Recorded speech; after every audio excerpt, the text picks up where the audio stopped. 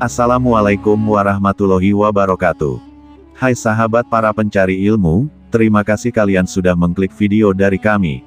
Semoga kita semua senantiasa diberikan kesehatan serta kemudahan rizki oleh Allah Subhanahu wa Ta'ala. Dikisahkan, di saat zaman Nabi Muhammad SAW, hiduplah seorang sahabat yang gagah berani dan tak kenal takut bernama Al-Bara bin Malik. Dia dikenal karena keberaniannya, keteguhannya, dan kesetiaannya yang tak tergoyahkan kepada Nabi dan perjuangan Islam. Sebelum kita melanjutkan kisah dari Al-Bara bin Malik ini, untuk para sahabat para pencari ilmu jangan lupa untuk subscribe serta like video di channel kami, agar kami dapat berkembang lebih baik lagi. Inilah kisah Al-Bara bin Malik, pahlawan perang Tustar yang pemberani, dan tak kenal takut.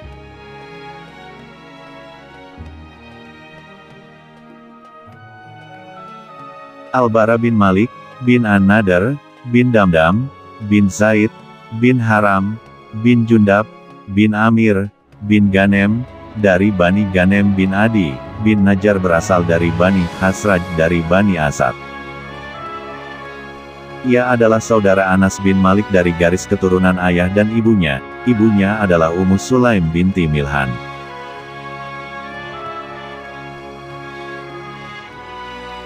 Al-Bara membersamai Nabi Muhammad, dan dia mengikuti semua pertempuran setelah pertempuran Badar.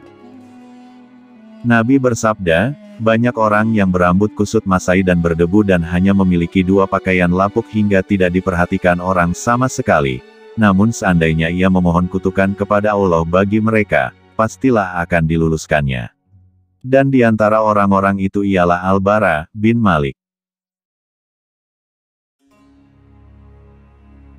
Dalam Perang Yamamah, perang melawan pasukan Musailamah Al-Kadzdzab pada masa pemerintahan Abu Bakar As-Siddiq, Al-Bara bin Malik menunjukkan kepahlawanannya. Ketika Panglima Perang Khalid bin Walid melihat pertempuran kian berkobar, ia berpaling kepada Al-Bara, seraya berseru, "Wahai Al-Bara, kerahkan kaum Ansor." Saat itu juga Al-Bara berteriak memanggil kaumnya, "Wahai kaum Ansor, kalian jangan berpikir kembali ke Madinah. Tidak ada lagi Madinah setelah hari ini. Ingatlah Allah, ingatlah surga." Setelah berkata demikian, dia maju mendesak kaum musyrikin, diikuti prajurit Ansor.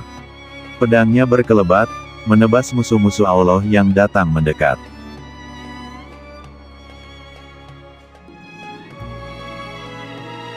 Melihat prajuritnya berguguran, Musailamah dan kawan-kawan kecut dan gentar.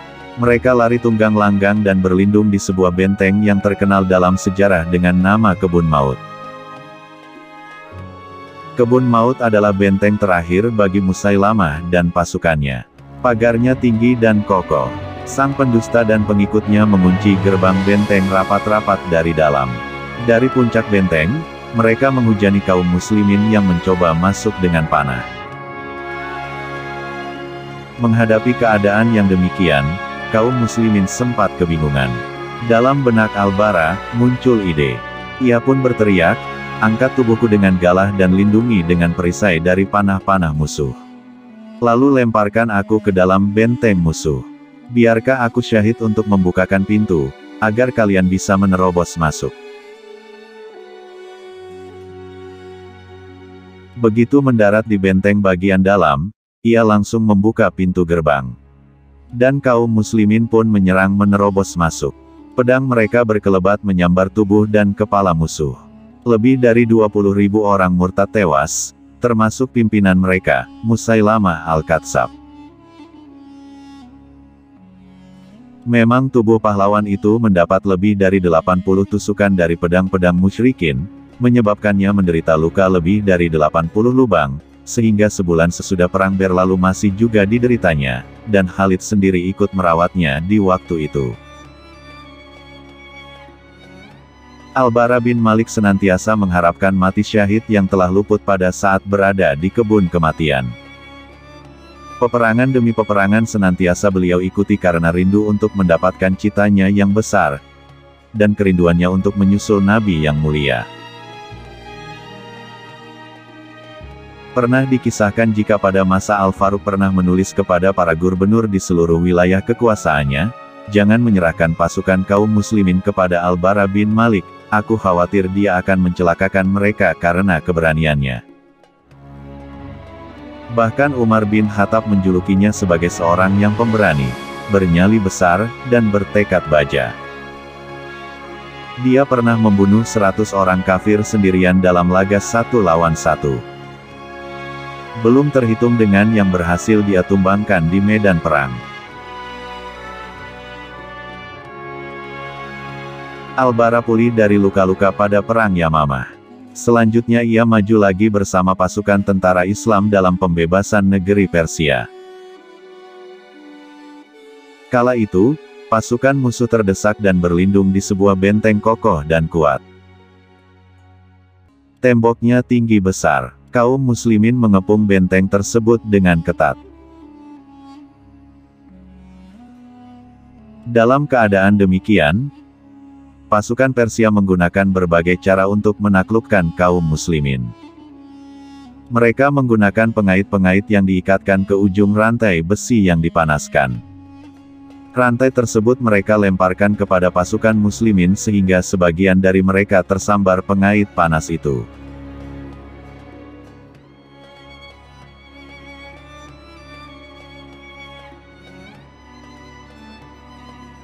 Banyak pasukan Islam yang tersambar pengait, di antaranya adalah Anas bin Malik, saudara Al-Bara bin Malik.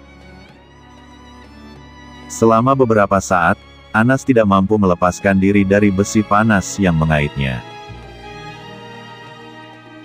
Melihat hal tersebut Al-Bara langsung memanjat dinding benteng, memegang rantai besi yang menyambar saudaranya, dia melawan kait dan berusaha untuk melepaskan saudaranya. Tangan Al-Bara terbakar dan mengeluarkan asap. Namun dia tidak memperdulikannya sehingga dia berhasil menyelamatkan Anas bin Malik yang tak lain adalah saudaranya. Al-Bara turun ke bumi setelah tangannya hanya tinggal tulang tanpa daging. Telapak tangan Bara bin Malik pun terkelupas. Dagingnya meleleh karena terbakar. Yang tinggal hanyalah kerangkanya, memerah coklat hangus terbakar. Sang pahlawan menghabiskan waktu yang cukup lama untuk memulihkan luka bakarnya sampai sembuh betul.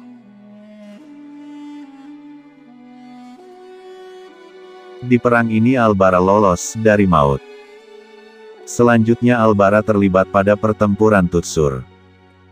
Disinilah bala tentara Islam berhadapan dengan bala tentara Persia. Dan di sini pula Al-Bara dapat merayakan pestanya yang terbesar. Penduduk Ahwas dan Persia telah berhimpun dalam suatu pasukan tentara yang amat besar hendak menyerang kaum muslimin. Amirul Mukminin Umar bin Khattab menulis surat kepada Sa'ad bin Abi Waqqas di Kufah agar mengirimkan pasukan tentara ke Ahwas. Selain itu, Khalifah Umar juga menulis surat pula kepada Abu Musa al-Asy'ari di Basrah agar mengirimkan juga pasukan ke Ahwas. Sambil berpesan dalam surat itu, angkatlah sebagai komandan pasukan Suhail bin Adi dan hendaklah ia didampingi oleh Al-Bara bin Malik. Dan bertemulah pasukan yang datang dari Kufah dengan yang datang dari Basrah untuk menghadapi tentara Persia di suatu pertempuran yang seru dan seram.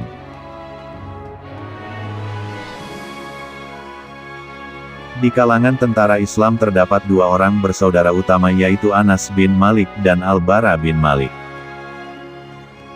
Pertempuran dimulai dengan perang tanding 1 lawan 1. Al-Bara sendiri menjatuhkan sampai 100 penantang dari Persia. Kemudian berkecamuklah perang yang baur di antara kedua pasukan dan dari kedua belah pihak berjatuhan korban yang tak sedikit. Sebagian sahabat mendekati Al-Bara sementara perang sedang berlangsung, mereka menghimbaunya sambil berkata, "Masih ingatkah engkau, hai Al-Bara, akan sabda Rasul tentang dirimu, berapa banyak orang yang berambut kusut masai dan berdebu dan punya hanya 2 pakaian lapuk hingga tidak diperhatikan orang sama sekali, padahal seandainya ia memohon kutukan kepada Allah bagi mereka, pastilah akan diluluskannya. Dan di antara orang-orang itu ialah Al-Bara bin Malik." Wahai Al-Bara, bersumpahlah kamu kepada Tuhanmu, agar ia mengalahkan musuh dan menolong kita. Maka Al-Bara mengangkat kedua tangannya ke arah langit dengan berendah diri lalu berdoa, Ya Allah, kalahkan mereka, dan tolonglah kami atas mereka, dan pertemukanlah daku hari ini dengan nabimu. Dilayangkannya pandangannya yang lama kepada saudaranya Anas yang berperang berdampingan dengannya, seakan-akan hendak mengucapkan selamat tinggal. Dan menyerbulah kaum muslimin dengan keberanian yang tak takut mati, suatu keberanian yang tak dikenal dunia kecuali dari mereka. Dan mereka pun memperoleh kemenangan. Suatu kemenangan yang nyata. Di tengah-tengah para syuhada yang jadi korban pertempuran, terdapatlah Al-Bara, dengan wajahnya menampilkan senyuman, senyum manis seperti cahaya fajar. Tangan kanannya sedang menggenggam segumpal tanah berlumuran darah, yaitu darahnya yang suci. Dan pedangnya masih tergeletak di sampingnya. Kuat tak terpatahkan. Semoga Allah menjadikan wajah Al-Bara bin Malik berseri-seri di dalam surga, membuatnya tenang karena bisa menyusul nabinya Muhammad Shallallahu Alaihi Wasallam. Semoga Allah meridhoinya dan menjadikannya ridho. Terima kasih untuk sahabat para pencari ilmu yang telah subscribe di channel kami. Kami akan berusaha untuk menghadirkan kisah inspiratif dan teladan di kesempatan dan video-video selanjutnya.